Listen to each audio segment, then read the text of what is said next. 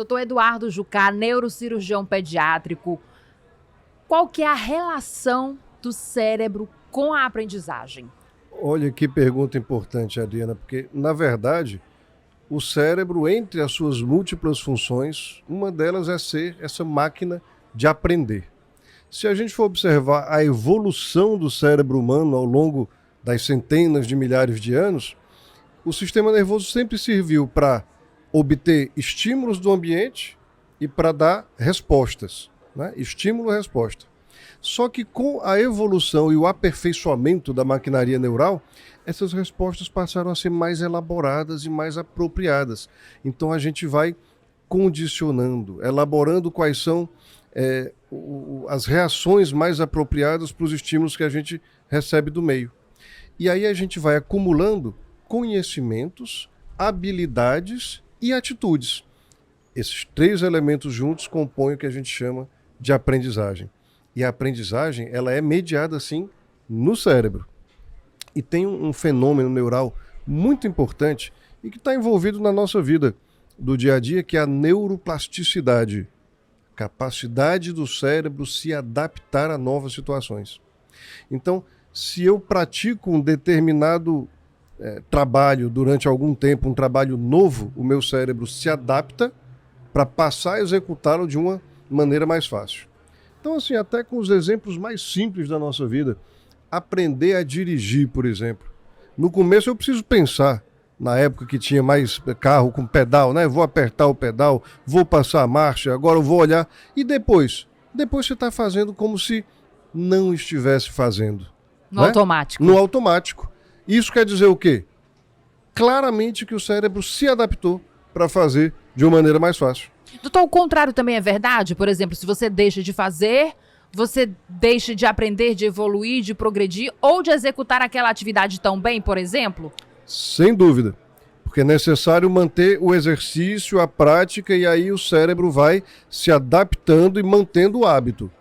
Porém, se você voltar dali a algum tempo, em algum lugar, a depender dos critérios da memória, aquela aptidão vai estar ali guardada. Tem aquele ditado, né? Que a gente não esquece como é que anda de bicicleta. Sim. É isso mesmo.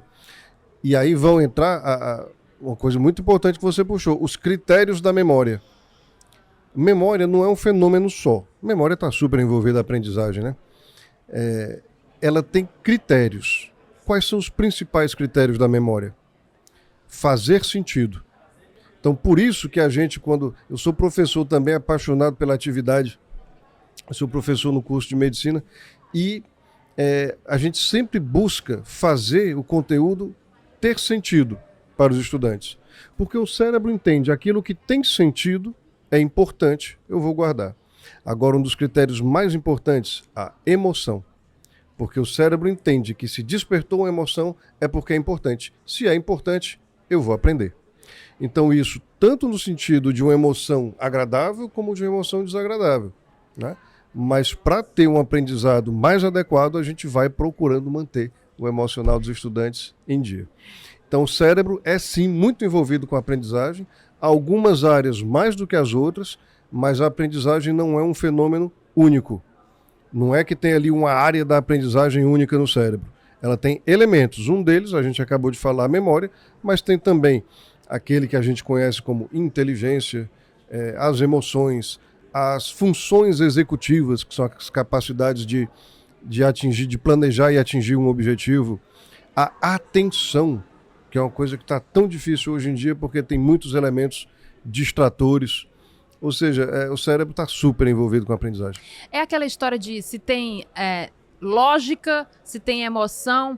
É como já que o senhor, né, professor, a gente cresceu ouvindo o professor dizer assim, olha, não vale decorar, tem que aprender. Porque aí fica na memória, o cérebro assimila aquilo ali com mais facilidade ou resgata aquilo ali com mais facilidade, se for necessário. Sim.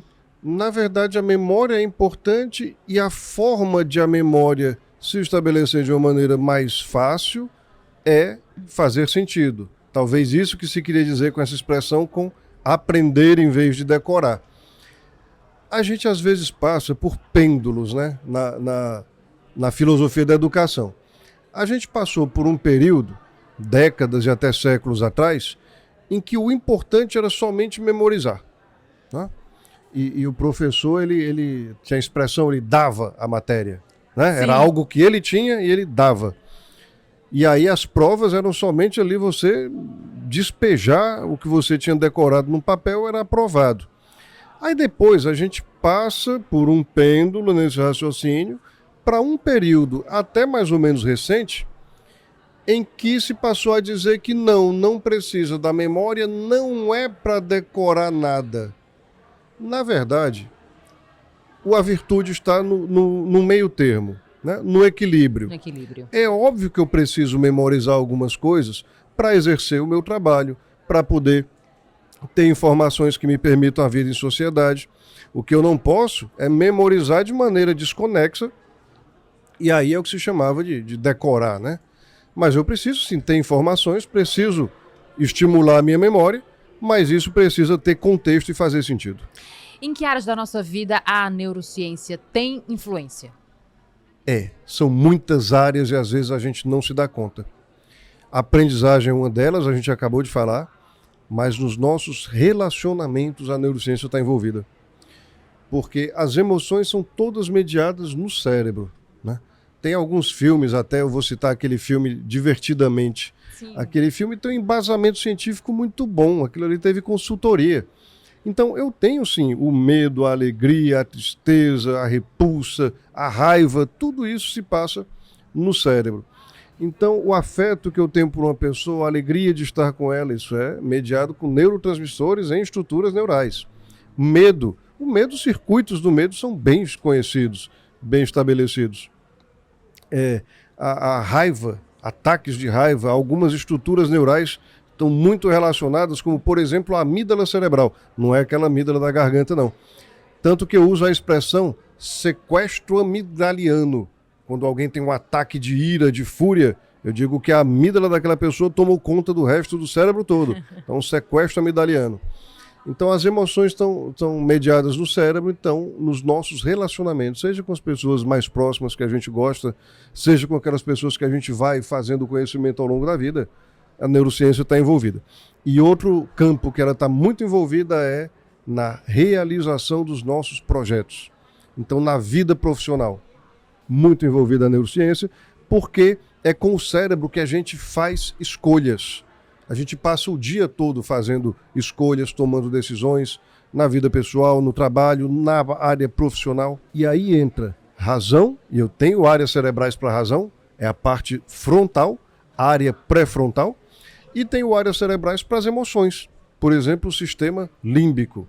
E tem muita gente que diz que razão e emoção não se misturam, juntas, né? Não é? Não, elas têm que estar juntas, sim. Porque imagina, se eu vou tomar uma decisão profissional, hoje o mundo é tão cheio de elementos diferentes, de fatores a serem considerados, que se eu fosse exclusivamente racional, eu iria cair num algoritmo infinito de fatores e não ia decidir.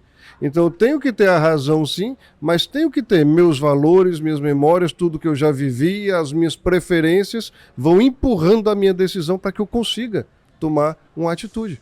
Isso é neurociência, né? Então, as reações que eu tenho frente às atitudes dos meus colegas, o ato de planejar, o foco, a disciplina, tudo isso está envolvido no trabalho e nos projetos. Tudo isso tem a ver com o cérebro. O cérebro consegue se recuperar de lesões, doutor? Em determinada medida, sim. E aí entra um conceito importantíssimo que é a neuroplasticidade. A gente já falou disso quando falou de aprendizagem, que é a capacidade do cérebro de se adaptar a uma nova realidade. De pegar, assim, explicando de uma maneira muito simples, muito didática, de pegar funções que foram prejudicadas e direcionar para outras áreas. Por exemplo, eu já tive que fazer cirurgia em crianças que tinham crises epiléticas de difícil controle. Tem uma cirurgia que a gente faz que é a desconexão de metade do cérebro, que está dando descargas ali no quadro de epilepsia. E algumas dessas crianças voltam a movimentar o corpo todo e a falar. Ou seja, o cérebro se recuperou daquela lesão, destinou funções para outras áreas e se recuperou. É importante ressaltar que na criança esse fenômeno é muito mais pronunciado do que nos adultos. Então, um adulto que tem, por exemplo, um AVC ou um traumatismo craniano, A chance dele ter uma recuperação tão impressionante como a de uma criança é menor, mas o cérebro, em certa medida, tem sim condição de se recuperar, e o que ajuda muito, sabe o que é? A reabilitação. Fisioterapia, terapia ocupacional, fonoaudiologia e psicologia, que vão treinar o cérebro nessa nova realidade. E aí o que se pode fazer para proteger o cérebro das crianças? Bom, proteger dos perigos. O cérebro da criança é a matéria mais nobre do universo, porque ele guarda em si todas as potencialidades. E a gente precisa proteger. Proteger, por exemplo, contra os traumatismos cranianos. Então a criança precisa sim de momentos ao ar livre, no meio ambiente, porque isso ajuda também a estimular o cérebro. Ela precisa andar de bicicleta, andar de patins, andar de patinete, conviver, jogar, mas isso tudo precisa ser com proteção. Então, no carro, se locomovendo com a família, precisa usar o cinto ou andar na cadeirinha, a depender da idade. Na bicicleta, usar o capacete. Então, esses cuidados são muito importantes para proteger o cérebro da criança. Proteger isso do modo físico, não é? Mas também é preciso proteger o ambiente mental e emocional em que a criança se encontra. Por exemplo, estudos científicos já mostraram que uma criança que cresce em um ambiente violento, mesmo que não seja uma violência direta, mesmo que seja só o estresse da violência, ela tem dificuldade de aprendizagem e de sociabilidade. E também ela vai ter dificuldade ao longo da sua vida escolar. É importante também proteger dos estímulos inadequados. Por exemplo, hoje em dia, a criança tem muito tempo na tela, né, no celular, no tablet. Isso prejudica de diversas formas. Por exemplo, tirando o tempo do estímulo adequado, que é a convivência em família, que é a presença na natureza, tudo que estimula de verdade o cérebro. Além disso, a tela eleva o nível de estresse da criança porque dá estímulos sensoriais exagerados, visuais, sonoros, que o cérebro dela não está preparado. Então você vê crianças mais ansiosas, com mais dificuldade de aprendizagem. Se ela fica muito tempo na tela, é preciso proteger assim também. E aí qual que seria a orientação para esses pais, inclusive, que precisam incentivar os filhos, que precisam proteger essas crianças e, de alguma forma, estimular o desenvolvimento delas? A gente pode apelar para aquelas atividades que a gente chama antigas, né, mas que precisam voltar. Pintura, desenho, brincar com brinquedos artesanais, tudo isso vai estimulando. E a convivência também, em família, com os irmãos, com os familiares, isso tudo é o estímulo adequado. Presença na natureza também. Nós conversamos com o Dr. Eduardo Jucá, neurocirurgião pediátrico. Muito obrigada. Obrigado, Adriana. Prazer conversar com você sobre esse assunto tão importante.